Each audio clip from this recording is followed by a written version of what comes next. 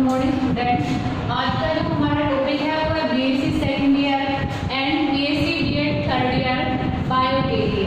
हम पढ़ रहे थे एम्ब्रियोलॉजी, जिसका हमने पिछली क्लास में अध्ययन किया था कि एम्ब्रियोलॉजी क्या होती है, डेवलपमेंटल बायोलॉजी क्या होती है और डेवलपमेंट क्या होता है और डेवलपमेंट कितने प्रकार के होते हैं और इससे रिलेटेड जितनी भी थ्योरी थी वो हमने पिछली क्लास के उसकी स्टडी करी थी। हम पढ़ रहे थे एक्सपेरिमेंटल बायोलॉजी, हम पढ़ रहे थे एक्सपेरिमेंटल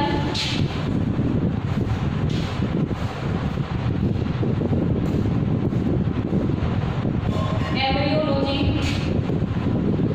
यानी प्रायोगिक प्रौद्योगिकी।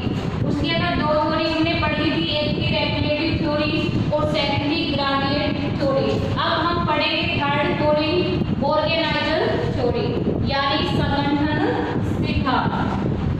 आगे 3 नंबर थ्योरी है अपनी ऑर्गेनाइजर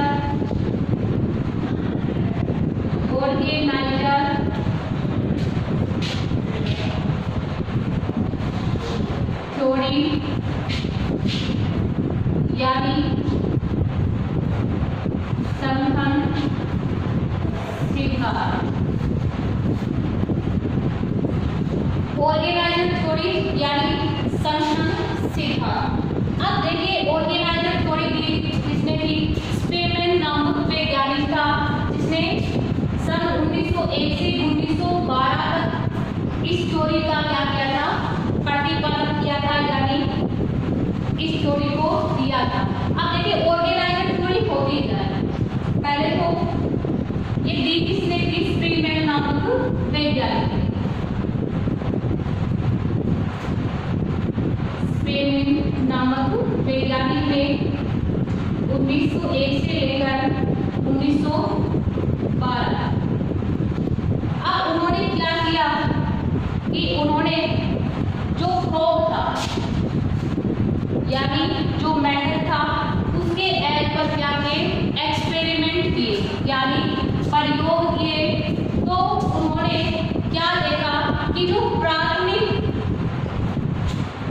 भ्रूण होता है या फिर ये बोल सकते हैं कि जो भ्रूणीय ऊतक होता है उसके अंदर अन्य जो भ्रूणीय ऊतक होता है वो अन्य ऊतकों को विशिष्ट संरचना के निर्माण के लिए क्या करता है, प्रेरित करता है। स्पेमेन क्या बोलते हैं कि जो एम्ब्रियोनिक टिश्यू होता है यानी जो भ्रूणीय ऊतक होता है, एम्ब्रियोनिक टिश्यू यानी भ्रूणीय जो ऊतक होता है वो अन्य ऊतकों को विशिष्ट संरचना के निर्माण के लिए क्या करता है, प्रेरित करता है। विशिष्ट संरचना के निर्माण के लिए क्या करता है, प्रेरित करता है। ये बात बोली थी किसने, स्पेमेन नामक वैज्ञानिक ने कि जो भ्रूणीय ऊतक होगा वो अन्य ऊतकों को विशिष्ट संरचना के निर्माण के लिए क्या करेगा, प्रेरित करेगा। इस प्रकार इस भ्रूणीय ऊतक को उन्होंने क्या नाम दिया, प्रेरक।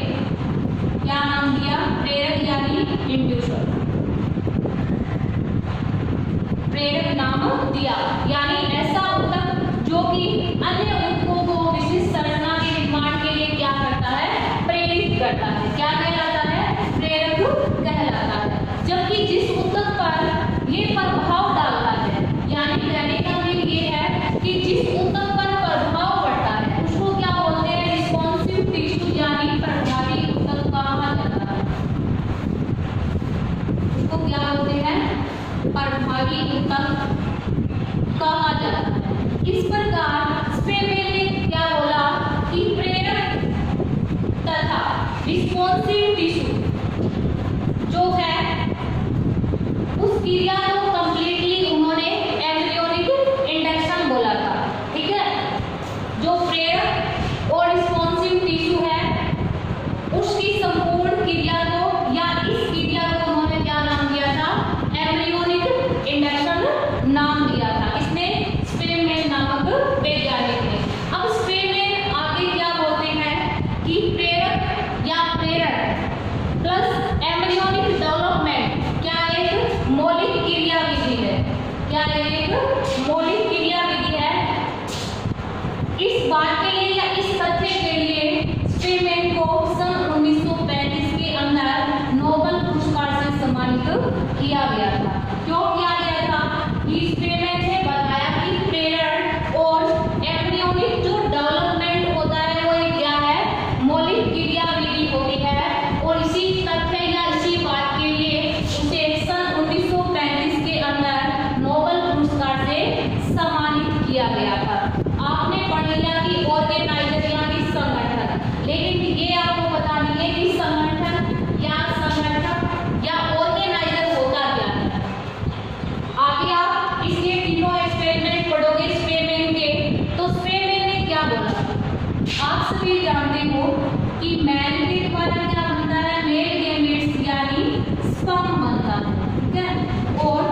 फीमेल के द्वारा फीमेल गेमेट्स ओवा बनता है। दोनों का संयोजन क्या कहलाया? फर्टिलाइजेशन यानी निषेचन कहलाता है। फर्टिलाइजेशन यानी निषेचन कहलाता है। निषेचन के दौरान बना क्या? जाइगोट। इस जाइगोट बनने के तुरंत बाद इसमें क्या हो जाते हैं? क्लीवेज की क्रिया प्रारंभ हो जाती है। क्लीवेज होता क्या है कि जाइगोट में होने वाले समसूत्री विभाजन क्या कहलाते हैं? क्लीवेज कहलाते हैं। जाइगोट बनने के तुरंत बाद इसमें क्लीवेज की क्रिया क्या हो जाती है? प्रारंभ हो जाती है। तो जो फर्स्ट क्लीवेज होता है तो एक से कितनी सेल बनती है? 2 सेल बनती है। सेकंड क्लीवेज होता है तो 2 से कितनी बन गई? 4। थर्ड हुआ तो 4 से कितनी बन गई? 8। फोर्थ हुआ तो 8 से कितनी बन गई? 16 कोशिकीय अवस्था को अपन मोर्ला अवस्था बोलते हैं। और जब इन 16 कोशिकाओं में वापस से क्लीवेज होता है तो कितनी कोशिकाएं बनती है? 32 कोशिकाएं बनती है। कितनी कोशिकाएं? 32 कोशिकाएं बनती है। और 32 कोशिकीय अवस्था को बोला जाता है ब्लास्टुला। क्या बोलते हैं? ब्लास्टुला बोला जाता है। इस ब्लास्टुला के डोर्सल लिप, ब्लास्टुला का जो ब्लास्टोपोर होता है, ब्लास्टुला का जो ब्लास्टोपोर होता है उसकी डोर्सल लिप को स्पेमेन ने ऑर्गेनाइजर नाम दिया। क्या नाम दिया? ऑर्गेनाइजर नाम दिया। इस ऑर्गेनाइजर को क्यों बोला? क्योंकि इसके अंदर इतनी कैपेसिटी होती है कि ये पास वाले ऊतकों को विशिष्ट संरचना के निर्माण के लिए क्या कर सकता है? प्रेरित कर सकता है। इसलिए इसको स्पेमेन ने क्या नाम दिया था? ऑर्गेनाइजर नाम दिया था। अगली उनकी थ्योरी है मोज़ेक थ्योरी।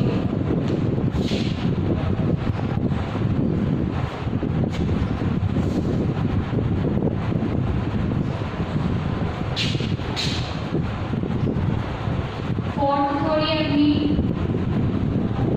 मोज़ेक थ्योरी यानी मोज़ेक सिद्धांत।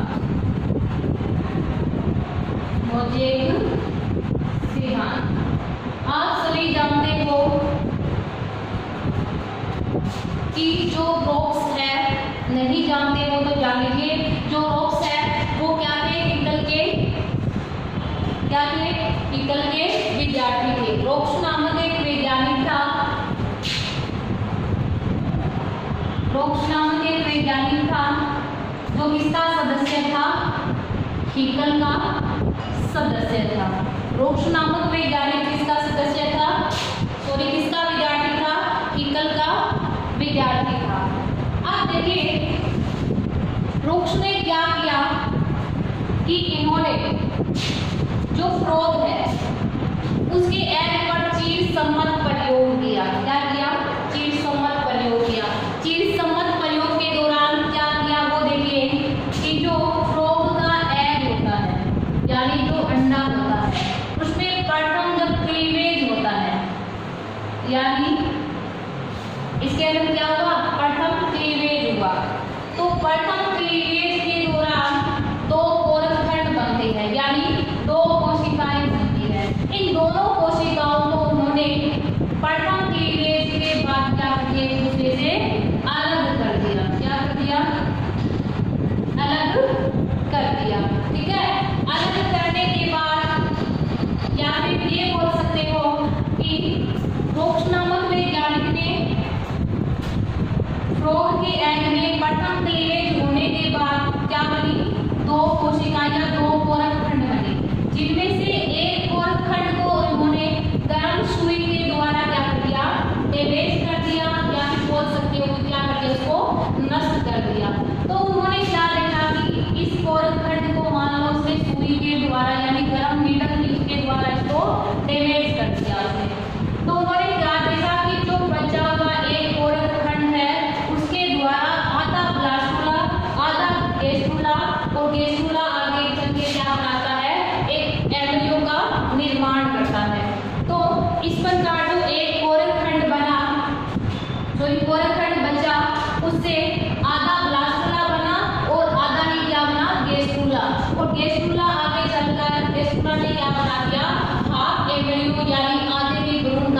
दिया, निर्माण कर दिया। उन्होंने ये भी बोला कि आगे जब इस कोरक खंड के अंदर क्लीवेज होते हैं तो लगातार जब क्लीवेज होते हैं तो कोरक खंडों की संख्या में क्या होती है, बढ़ती होती जाती है।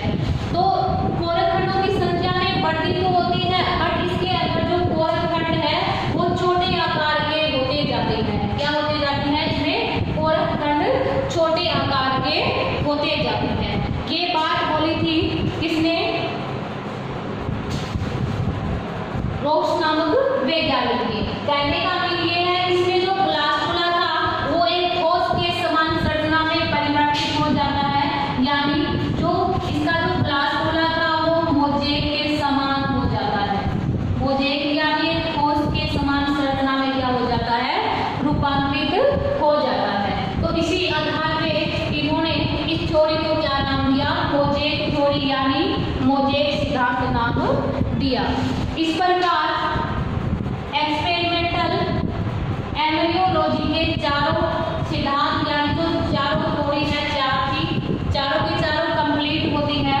आगे हम पढ़ते हैं ब्रांच ऑफ एम्ब्रियोलॉजी, यानी एम्ब्रियोलॉजी की अलग अलग ब्रांचेस हैं जिसके अंदर हम अलग अलग प्रकार से एम्ब्रियो का क्या करते हैं, अध्ययन करते हैं।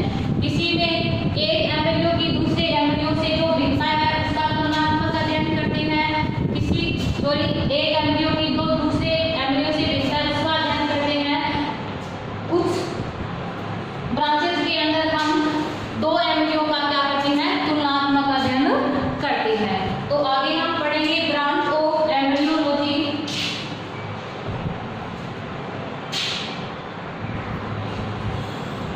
आगे हम बात करते हैं ब्रांच ऑफ एम्ब्रियोलॉजी, यानी एम्ब्रियोलॉजी की कितनी शाखाएं हैं या एम्ब्रियोलॉजी की शाखाएं। ब्रांच ऑफ एम्ब्रियोलॉजी की बात की जाए, नेक्स्ट पॉइंट क्या रखना, branches of embryology.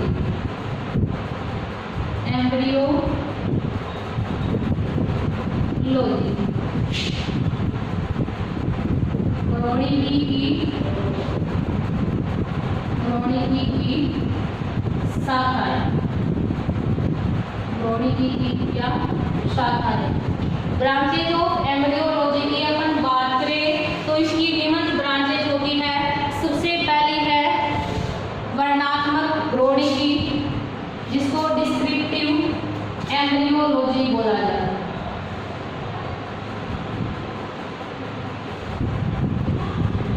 Descriptive embryology, descriptive embryology यानी वर्णनात्मक भ्रूणिकी।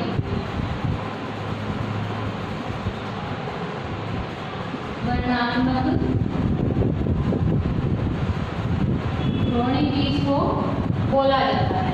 अब देखिए डिस्क्रिप्टिव एम्ब्रियोलॉजी क्या होती है। विज्ञान की वह शाखा जिसके अंतर्गत हम भ्रूणीय अवस्थाओं का आकारिकी अध्ययन करते हैं। समझे, यानी विज्ञान की वह शाखा या फिर वह शाखा जिसके अंतर्गत हम भ्रूणीय अवस्थाओं का क्या करते हैं, आकारिकी अध्ययन करते हैं। क्या कहलाती है, वर्णनात्मक भ्रूणिकी कहलाती है। सेकंड है कॉम्परेटिव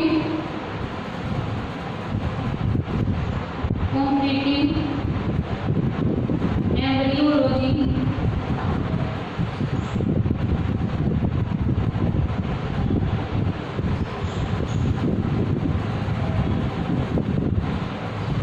तुलनात्मक भ्रूणिकी।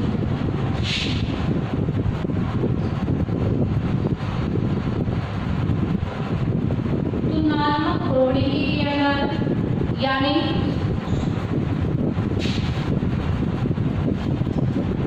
कॉम्परेटिव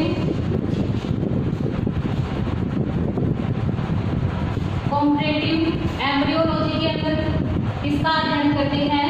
विज्ञान की वह शाखा जिसमें विभिन्न प्राणियों के एम्ब्रियो का क्या करते हैं, तुलनात्मक अध्ययन किया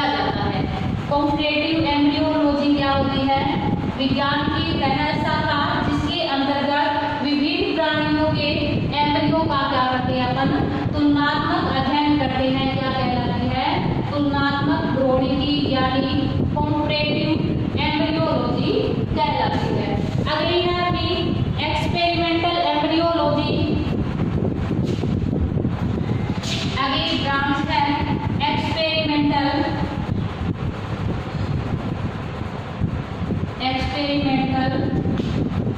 एम्ब्रियोलॉजी।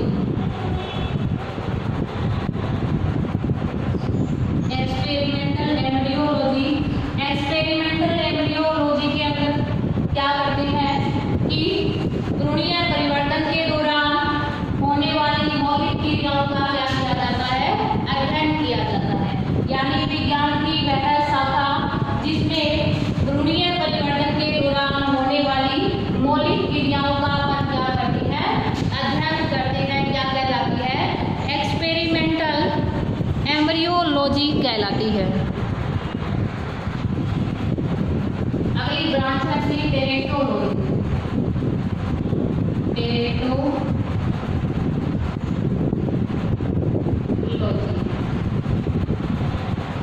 टेरेटोलॉजी को कंप्लीटली हम आगे एक न्यू चैप्टर के अंदर पढ़ेंगे, बट यहाँ पे थोड़ा सा हमको पढ़ना है टेरेटोलॉजी या एम्ब्रियोलॉजी। टेरेटोलॉजी क्या होती है?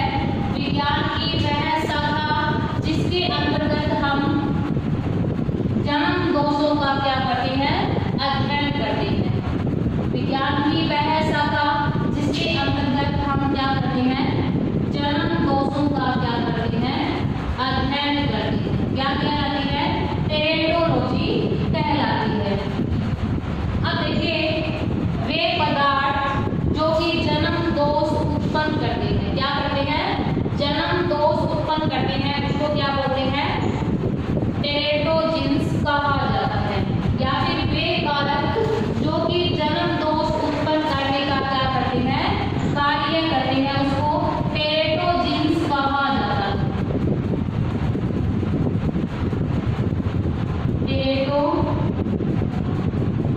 टेरेटोजेंस कहा जाता है, ठीक है। तो इसी के साथ अपनी ब्रांच ऑफ एम्ब्रियोलॉजी कंप्लीट होती है। कितनी ब्रांचेस की? डिस्क्रिप्टिव वर्णनात्मक के अंदर भ्रूणीय अवस्थाओं का आकार की अध्ययन करेंगे, कॉम्परेटिव एम्ब्रियोलॉजी के अंदर क्या करेंगे विभिन्न प्राणियों का जो एम्ब्रियो है उसका क्या करेंगे तुलनात्मक अध्ययन करेंगे। एक्सपेरिमेंटल एम्ब्रियोलॉजी के अंदर हम क्या करेंगे भ्रूणीय परिवर्तन के दौरान होने वाली मौलिक क्रियाओं का क्या करेंगे अध्ययन करेंगे। वो लास्ट कौन सी है टेरेटोलॉजी। टेरेटोलॉजी को क्या होती है विज्ञान की वह शाखा जिसके अंतर्गत या जिसमें हम जन्म दोषों का क्या करते हैं अध्ययन करते हैं, क्या कहलाती है टेरेटोलॉजी कहलाती है। और वे कारक जो इस जन्म दोषों को उत्पन्न करते हैं क्या कहलाते हैं टेरेटोजेंस कहलाते हैं। यानी ये कारक या पदार्थ कौन होते हैं जीन होते हैं, ठीक है। अब हम पढ़ेंगे कि भ्रूणीय परिवर्तन के दौरान जो सामान्यकरण होता है, यानी जो भ्रूण का परिवर्तन होता है वो सीक्वेंस बाय सीक्वेंस किस प्रकार से होता है, ठीक है। तो अपना अगला नेक्स्ट पॉइंट जो है वो क्या है भ्रूणीय परिवर्तन का सामान्यकरण, ठीक है। आप सभी जानते हो मेल और ये क्या है फीमेल। मेल में क्या पाया जाता है टेस्टिस, क्या पाया जाता है टेस्टिस। फीमेल में क्या होती है ओवरी। टेस्टिस में स्पर्मियोजेनेसिस की क्रिया के दौरान क्या बनते हैं स्पर्म बनते हैं, ठीक है। ओवरी में oogenesis की क्रिया हुई तो क्या बनते हैं ओव्यूम या ओवा बनते हैं, ठीक है। ध्यान में रखना कि मेल और फीमेल है, मेल में टेस्टिस यानी वर्षण पाया जाता है, क्या पाया जाता है वर्षण। और वर्षण के अंदर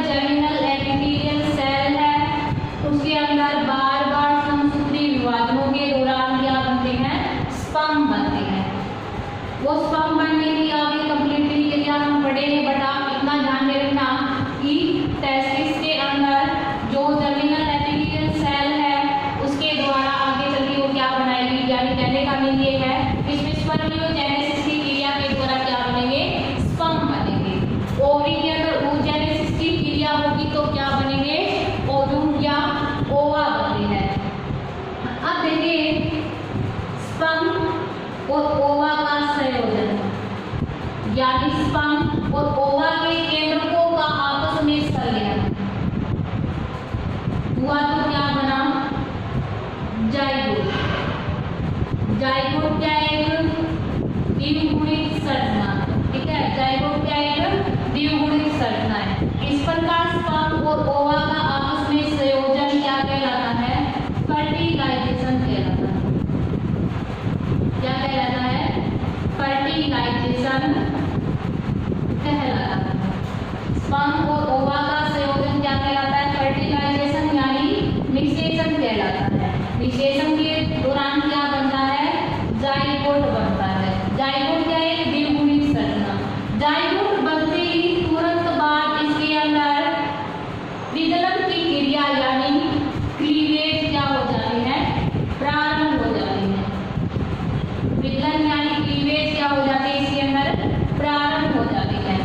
अब देखिए क्लीवेज होते क्या है, जाइगोट में होने वाले समसूत्री विभाजन क्या कहलाते हैं, क्लीवेज कहलाती है। जाइगोट में जो समसूत्री विभाजन होंगे वो क्या कहलाएंगे, क्लीवेज कहलाती है। अब जाइगोट में जो पहला क्लीवेज हुआ तो कितनी कोशिकाएं बनी, दो में हुआ वापस तो कितनी बनी, 4 बनी। 4 में हुआ तो कितनी बनी, 8 बनी, ठीक है, कितनी बनी, 8 सेल बनी। 8 में वापस से हुआ तो कितनी बनी, 16 बनी। ये काउंट कर लीजिए, 16 कितनी बनी, 16 बनी, ठीक है। 16 कोशिका अवस्था को अपन क्या बोलते हैं, मोरुला। क्या बोलते हैं, मोरुला कहा जाता है। अब इन 16 कोशिकाओं में वापस से क्लीवेज हुआ।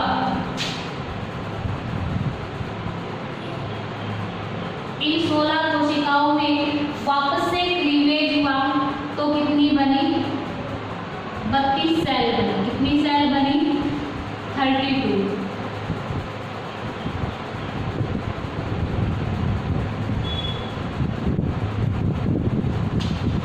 कितनी सेल बनी, 32 सेल, यानी 32 सेल का क्या होता है, निर्माण। 32 कोशिकीय अवस्था को अपन क्या बोलते हैं, ब्लास्टुला कहा जाता है। ब्लास्टुला क्या होती है, खोखली फुटबॉल के समान संरचना होती है। ब्लास्टुला में ब्लास्टुलेशन की क्रिया हुई और क्या बना, गेस्टुला।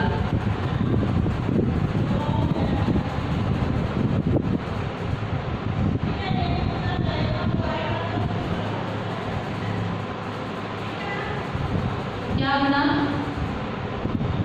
गेस्टुला। गेस्टुला में गेस्टुलेशन की क्रिया हुई तो क्या बने, गेस्टुला में जब गेस्टुलेशन की क्रिया हुई तो क्या बने, 3 प्राथमिक जननस्तर। कहने का मीन ये है कि गेस्टुला के अंदर डिफरेंशिएशन की क्रिया हुई और ऊतकों में क्या हुआ, विभेदन। ऊतकों में विभेदन हुआ और ये ऊतक आगे चलकर विभिन्न कार्य के लिए क्या हो गए, डिवाइड हो गए। यानी गेस्टुला में क्या हुआ, ऊतक विभेदन। ऊतक विभेदन यानी इसकी कोशिकाओं में डिफरेंशिएशन की क्रिया हुई। ऊतक विभेदन की क्रिया हुई तो ये विभिन्न कार्य के लिए क्या हो गई, मॉडिफाइड हो गई या एक दूसरे से अलग हो गई।